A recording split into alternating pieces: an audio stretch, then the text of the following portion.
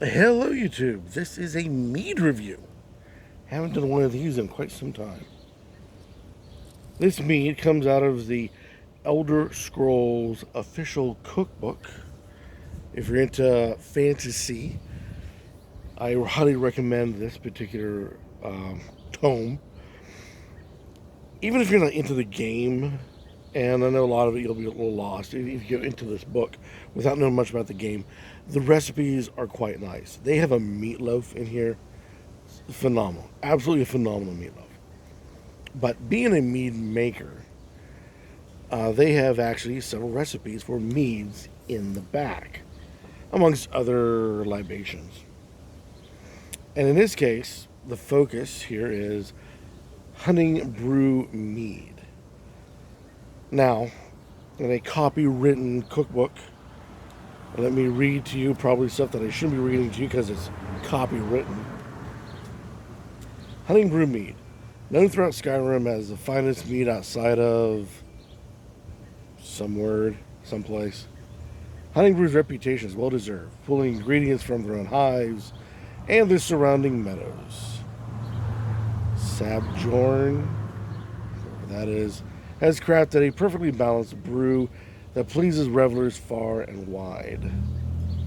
Now, I am a fan of the game, but I'm not one to follow the storylines. So I'm sure many of you who do know the game know who Sabjorn is. I myself don't. I let my characters roam and just meander. Have a great time that way. Storylines, be damned. Now, according to this, it's 1 tablespoon of lavender, half a red pepper, or half a red apple, and fresh ginger, sliced thin. This creates, got my notes here, this creates a half gallon of mead.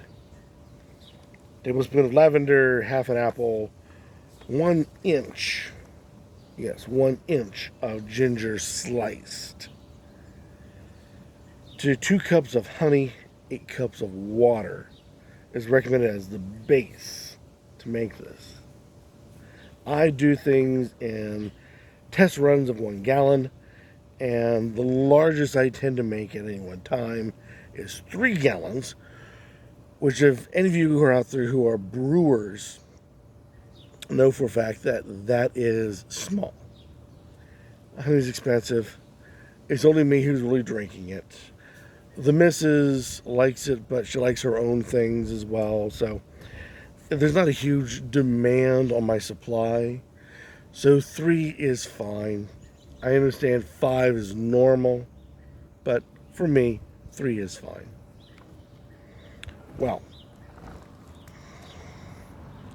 going through all the math, I was able to, of course, get enough apples, get enough lavender and ginger, put it all together, and I was able to create one Honningbrew mead. Now, by the way it is made, it comes to roughly, I don't have my notes on me, so it's all rough numbers here. It comes to roughly 3 pounds ish of honey to 1 gallon. May sound like a lot. The classic measurements I go by, I tend to make my meads via the classic medieval Renaissance-y type way. It runs in 3 sections, categories, segments, whatever. 2 pounds per 1 gallon, 4 pounds per 1 gallon, 6 per 1 gallon. If you really like it sweet, 6. 2 if you like it dry.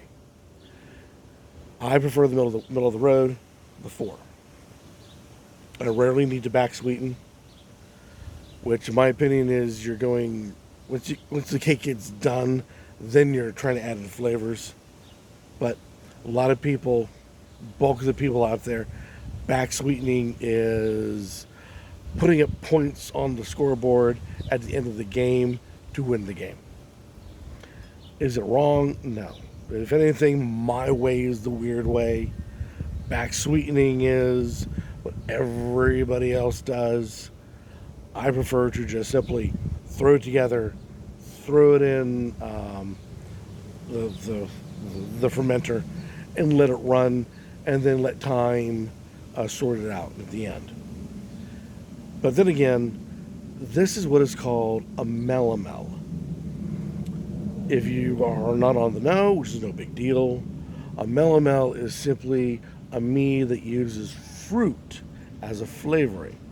Now, just real quick, a mead is nothing more than honey, water, and fermented like wine. That's it. That's why it's considered one of the oldest fermentable drinks to mankind's knowledge. Well, a melomel, fruit is added in. In this case, apples. It does add in some other spices, such as the lavender, such as the ginger. So it could be considered a metheglin, which is my specialty. Love my metheglins. But in making this, look at where it's said exactly, but you throw in the apples in this the secondary. What do I mean by that? When you make your mead, you get it all, you get the honey blended into the water, either through boiling or hot water. Either way is fine. It's just a matter of opinion, to be quite honest.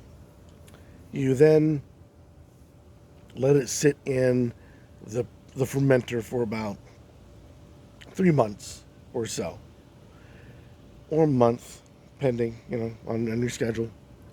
When you are done with that, you take it off of what's called the mother or leaves, which is the sediment on the bottom, and then you put it back into another fermenter, and you let it age out for anywhere between 3 months to a year to longer. It's all up to you and or the recipe, and or you and the recipe.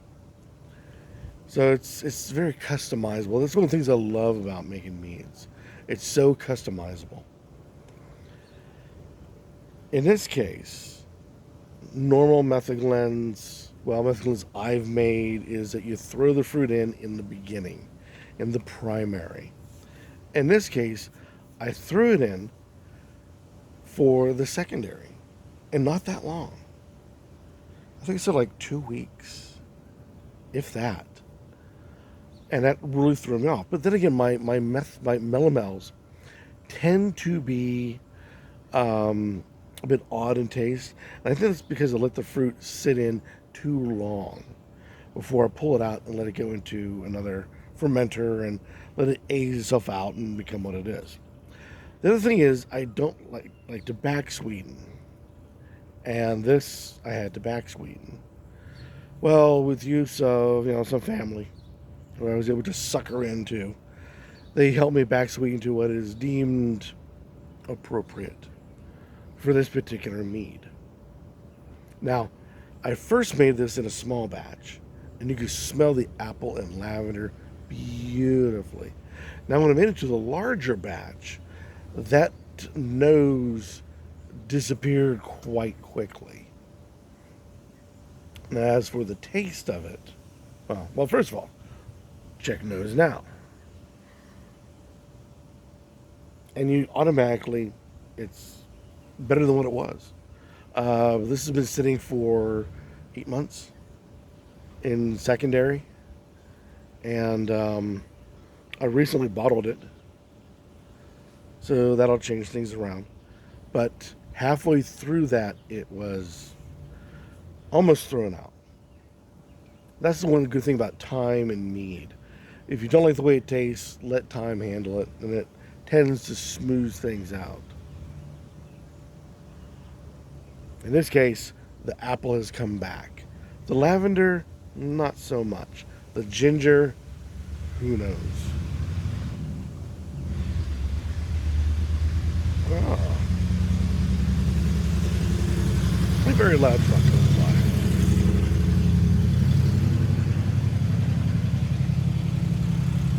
Because it is only 3 pound and not my customary 4 pound, it holds um, a dryness in the back of the palate. I would have thought the back sweetening would have taken care of that, but it didn't. The lavender hides amongst the sweetness of the back sweetening that was involved. The apple starts to decay fairly quickly. I'm not sure why that is, but it vanishes fairly quick, yielding to that dryness of only 3 pounds.